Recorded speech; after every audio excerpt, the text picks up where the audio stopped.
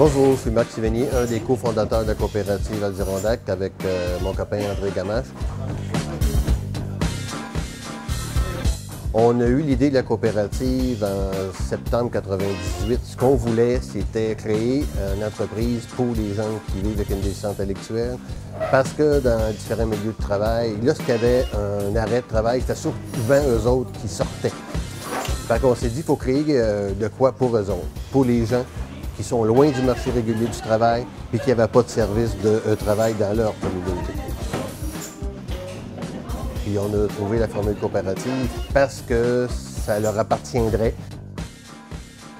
Puis coopérative de solidarité parce qu'ils ont un rôle de la communauté dans l'intégration de la coopérative dans leur communauté à tout le monde.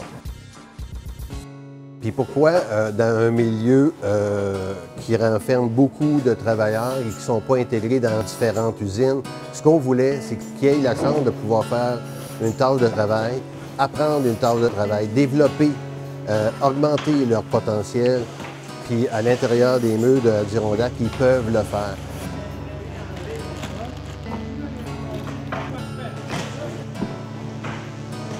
Ils sont vraiment chez eux dans leur environnement. C'est à eux autres, l'entreprise, puis ils réalisent des contrats pour différentes usines. Ils sont fiers de pouvoir le faire.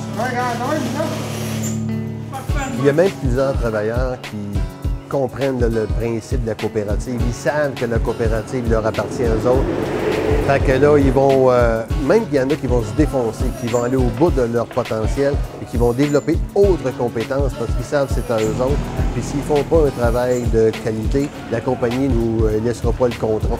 Puis là, on le perd. Si on perd le contrat, ils n'ont plus de travail, ils retournent chez eux, puis ils veulent pas ça. Ils veulent carrément pas ça.